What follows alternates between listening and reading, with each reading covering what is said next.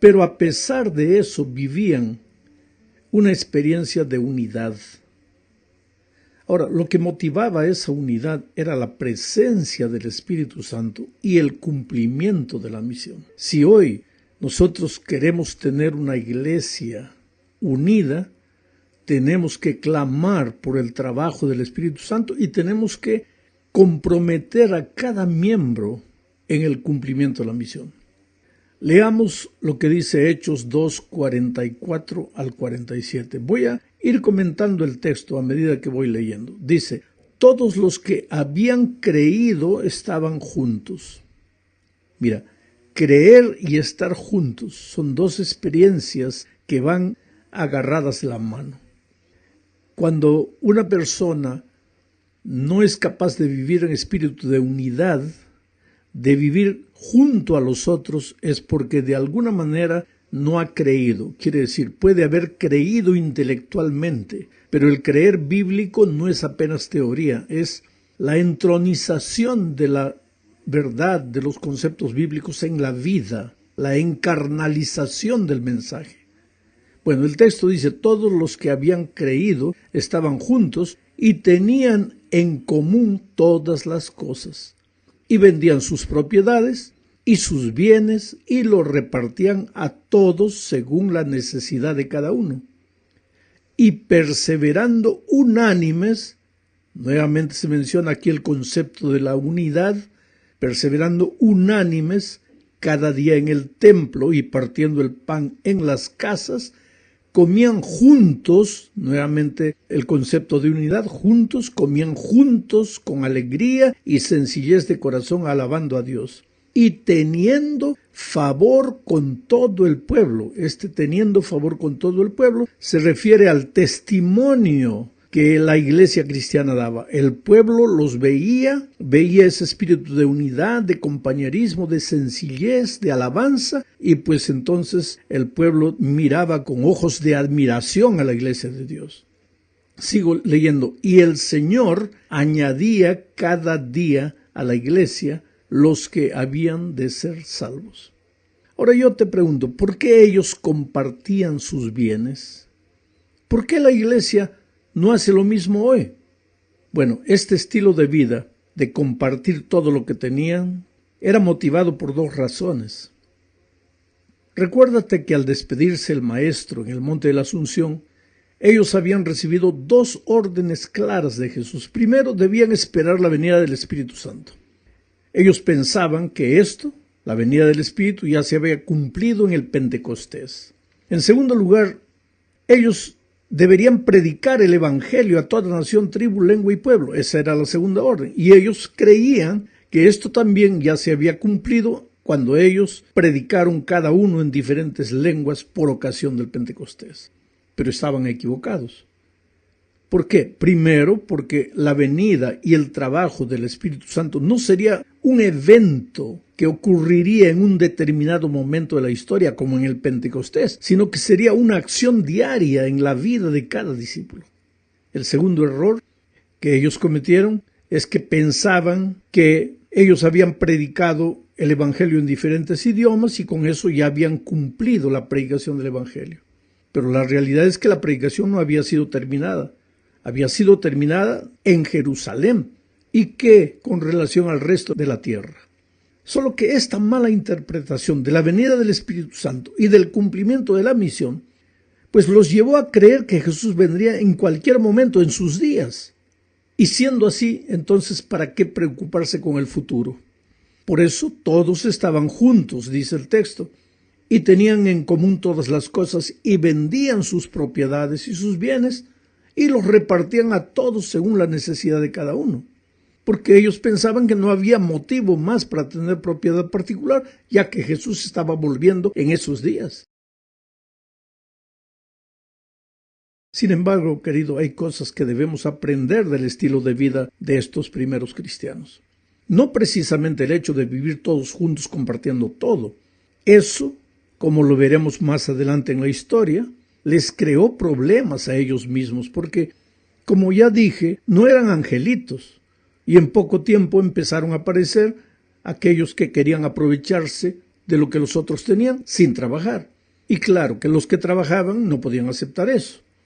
Pero bueno, a despecho de todo, me impresiona lo que dice: y perseverando unánimes cada día en el templo, y partiendo el pan en las casas, comían juntos con alegría y sencillez de corazón, alabando a Dios y teniendo favor con todo el pueblo. Y el Señor cada día añadía a la iglesia los que habían de ser salvos. Dos cosas: a pesar de los conflictos humanos, ellos eran hombres y mujeres sinceros que oraban. Y cuando la iglesia de Dios ora, pues suceden cosas maravillosas. Segundo, a pesar de sus diferencias humanas, ellos vivían en unidad y su testimonio era tan poderoso que el Señor añadía cada día a los que iban a ser salvos. Quiere decir, la multiplicación de los miembros en esos días no era el resultado apenas de las estrategias humanas, sino de la manera de vivir. Era el Señor que añadía los miembros. Hablemos ahora del milagro operado por Pedro y Juan. Esta es la segunda parte. La historia de este milagro está registrada en Hechos capítulo 3. ¿Sabes? Los capítulos 3 y 4 enfatizan el nombre de Jesús. En estos dos capítulos se menciona 7 veces la expresión en el nombre de Jesús. Es que los discípulos, los primeros cristianos, vivían para enaltecer el nombre de Jesús. Nadie buscaba su propia gloria. Jesús, Jesús, Jesús era el centro de todo. Ahora, esta semana en realidad no vamos a destacar el milagro relatado en el capítulo 3, sino el sermón que Pedro predicó después de realizar el milagro. Este es el segundo sermón de Pedro. El primero fue predicado por ocasión del Pentecostés. El milagro del capítulo 3, la curación de un paralítico, tiene detalles interesantes, como aquella frase famosa que Pedro le dijo al paralítico: no tengo oro ni plata, pero lo que tengo te doy, en el nombre de Jesucristo te digo, levántate y anda. ¿Sabes? Se dice que Tomás de Aquino fue un día a visitar Roma. Mientras observaban los fastuosos tesoros, el líder religioso le dijo: ¿sabes, Tomás? Hoy no podemos decir como Pedro dijo, no tengo oro ni plata, porque sí tenemos. Y Aquino replicó: sí, Señor, pero tampoco hoy podemos decir, en nombre de Jesucristo, levántate y anda. Ahora, sabes que esta es la realidad de cualquier iglesia hoy. Tenemos bienes materiales, pero hemos perdido el poder que viene del Espíritu. Pero en fin, como dije, vamos a analizar el sermón de Pedro. Está registrado en Hechos capítulo 3, versículos 12 al 26. Hay por lo menos 6 puntos que debemos destacar en este sermón. Primero, fue un sermón bíblico. Pedro citó Deuteronomio 18:15, que dice: profeta de en medio de ti, de tus hermanos, como yo, te levantará Jehová tu Dios, a él oiréis. Ahora, en este sermón Pedro toma este texto, lo aplica a Jesús y lo relaciona con el rechazo del pueblo de Israel a Jesucristo. O sea, Pedro comienza su mensaje con este texto bíblico. El mensaje todo es desarrollado en torno de este texto bíblico. Segundo, en este sermón de Pedro vemos que Pedro levanta al Jesús sufriente. El versículo 18 dice: pero Dios ha cumplido así lo que había antes anunciado por boca de todos sus profetas, que su Cristo había de padecer. Pedro predica al Cristo sufriente. En tercer lugar, Pedro habla de la resurrección de Cristo, porque no todo fue sufrimiento y muerte. El versículo 15 dice: y matasteis al autor de la vida, a quien Dios ha resucitado de los muertos. Ha resucitado de los muertos, de lo cual nosotros somos testigos. Pedro habla no solo del sufrimiento, sino de la resurrección de Cristo. En cuarto lugar, Pedro presenta a Jesús exaltado. Versículo 13 dice: el Dios de Abraham, de Isaac y de Jacob, el Dios de nuestros padres, ha glorificado, ha exaltado a su Hijo Jesús. En quinto lugar, Pedro menciona la segunda venida de Cristo. El versículo 20 dice: y él, refiriéndose al Padre, envíe a Jesucristo, que os fue antes anunciado. Y en sexto lugar, habla del arrepentimiento. Versículo 19 dice, así que arrepentíos y convertíos para que sean borrados vuestros pecados, para que vengan de la presencia del Señor tiempos de refrigerio. Sabes, mi hermano querido, este es un modelo de sermón bíblico. El principio, el medio y el final del mensaje es Cristo.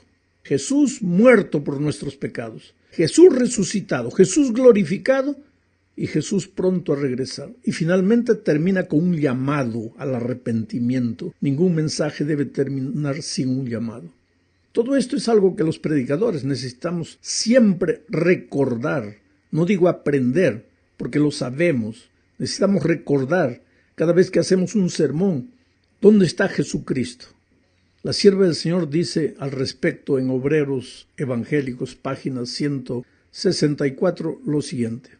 Los adventistas del séptimo día deberían destacarse entre todos los que profesan ser cristianos en cuanto, los adventistas del séptimo día deberían destacarse entre todos los que profesan ser cristianos en cuanto a levantar a Cristo ante el mundo. O sea, de todas las iglesias que se dicen cristianas, la iglesia adventista debería destacarse en levantar a Jesús ante el mundo.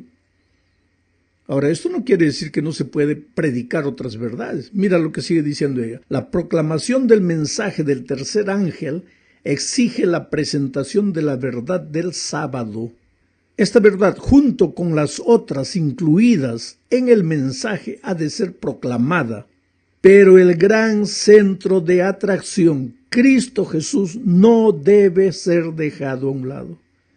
Es en la cruz de Cristo donde la misericordia y la verdad se encuentran y donde la justicia y la paz se besan. El pecador debe ser inducido a mirar al Calvario con la sencilla fe de un niñito. Debe confiar en los méritos del Salvador, aceptar su justicia, creer en su misericordia. Esta es la misión del predicador. Vayamos ahora a la tercera parte. Aquí hablaremos sobre la prisión de Pedro y Juan. Mira, si no deseas ser criticado o perseguido, simplemente no hagas nada. La iglesia de Dios en esos días estaba formada por un puñado de hombres y mujeres unidos y comprometidos con la misión y llenos del Espíritu Santo. Así llenos del Espíritu, pues hacían maravillas, y esto despertó la oposición de quienes ostentaban el poder. Si lees el capítulo 4 de Hechos, verás que los líderes judíos de aquellos días mandaron prender a Pedro y Juan, no por causa del milagro, sino del sermón que Pedro había predicado. El milagro era solo un pretexto. Explico. En aquellos tiempos, los líderes judíos eran mayormente saduceos. Los saduceos no aceptaban la resurrección, y como el centro del mensaje de Pedro había sido el Cristo resucitado, pues los saduceos se sintieron incomodados. Los saduceos eran religiosos, aristócratas, ricos, y mantenían posiciones de poder. Por ejemplo, el sumo sacerdote era saduceo. Ellos ocupaban la mayoría de los 70 lugares del concilio gobernante llamado el Sanedrín. Bueno, estos saduceos prendieron aquel día a Pedro y Juan, los encarcelaron y al siguiente los llevaron al concilio para acusarlos. El relato dice en Hechos 4, 7 al 12, lo que voy a leer. Y poniéndoles en medio les preguntaron, ¿con qué potestad o en qué nombre habéis hecho vosotros esto? Entonces Pedro, lleno del Espíritu Santo, les dijo, gobernantes del pueblo y ancianos de Israel, puesto que hoy se nos interroga acerca del beneficio hecho a un hombre enfermo, de qué manera éste haya sido sanado, sea notorio a todos vosotros y a todo el pueblo de Israel que en el nombre de Jesucristo de Nazaret, a quien vosotros crucificasteis y a quien Dios resucitó de los muertos, por él este hombre está en vuestra presencia sano. Qué coraje de Pedro, qué valentía, ¿sabes? Decir en el nombre de Jesucristo. Fue en esta ocasión que Pedro dijo, es menester obedecer a Dios antes que a los hombres, cuando los líderes religiosos le dijeron, bueno, sal de aquí, pero no andes hablando de Jesús. Y Pedro dijo, no, Señor, yo les obedezco a ustedes, pero si lo que ustedes me piden está contra lo que Dios me pide, voy a obedecer primero a Dios. Después de esto, los líderes religiosos mandaron soltarlos. El versículo 21 relata así: ellos entonces les amenazaron, los líderes, ¿no?, y les soltaron, no hallando ningún modo de castigarles por causa del pueblo, porque todos glorificaban a Dios por lo que se había hecho. Esos hombres que tenían el poder tenían miedo también del pueblo, porque del pueblo viene el poder, y el pueblo estaba con los cristianos. Aunque no se convertían, muchos admiraban la vida de los cristianos.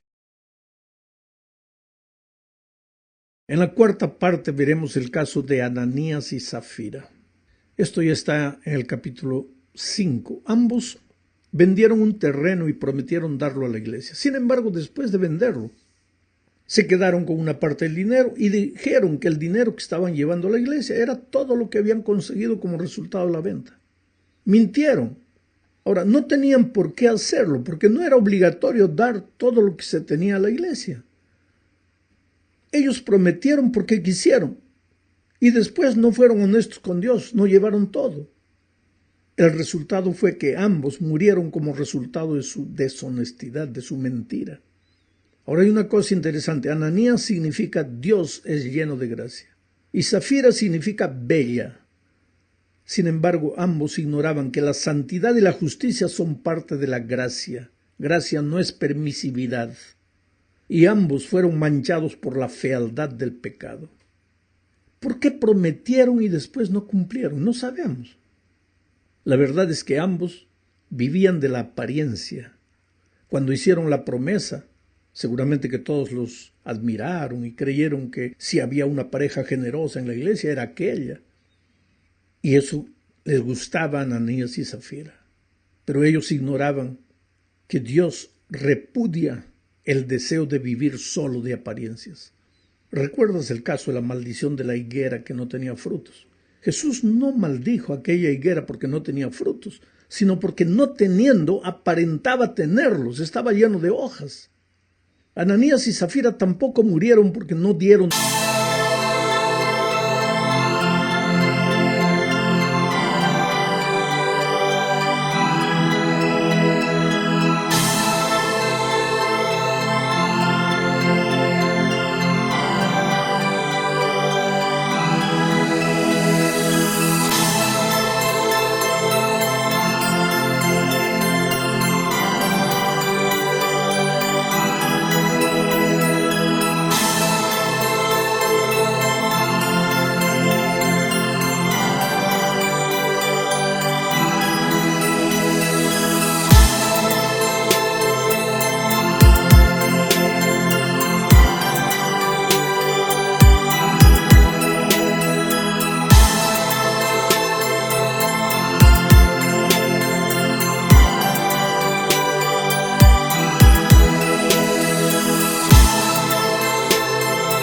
Todo lo que tenían, sino porque aparentaron darlo todo y no lo dieron. Y si hay algo que el Señor no acepta, es la hipocresía, la mentira, la deshonestidad, el deseo de vivir solo de apariencias. Llegamos al fin de este estudio. Hablaremos aquí del segundo arresto de Pedro. El capítulo 5 de Hechos habla de las maravillas que Dios operaba a través de la vida de sus apóstoles. Ellos no solo predicaban y enseñaban, sino que curaban y hacían milagros. Muchos se preguntan, ¿por qué en aquellos días se obraba tantos milagros y hoy no?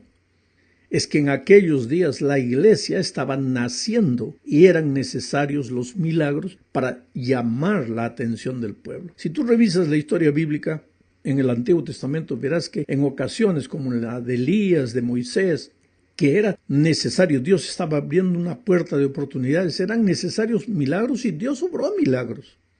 Ahora la iglesia estaba naciendo, Dios obró milagros. Y yo tengo la seguridad que lo mismo va a suceder en los últimos días, porque para el pregón final del Evangelio, Dios va a hacer que su iglesia sea una iglesia de milagros. Hay que clamar por el Espíritu, por el poder del Espíritu, y hay que prepararnos para las grandes cosas que Dios está dispuesto a hacer en su iglesia.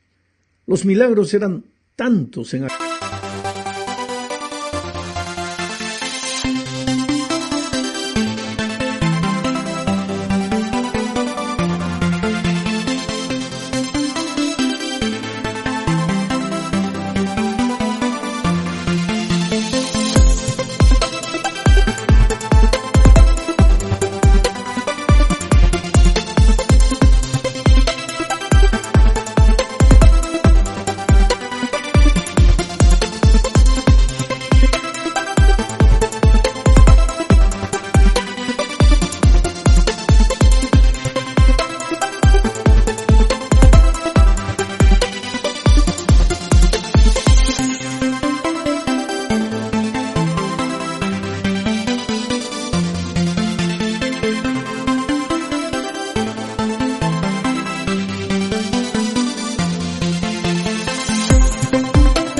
aquellos días de los apóstoles, que la gente creía que hasta la sombra de Pedro tenía la capacidad de curar.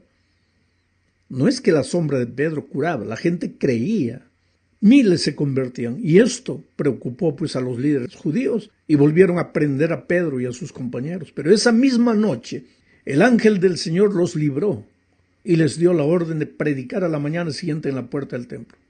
Al día siguiente, el concilio se reunió para juzgar a los apóstoles, pero cuando mandaron traer a los presos, descubrieron que ellos ya no estaban en la cárcel.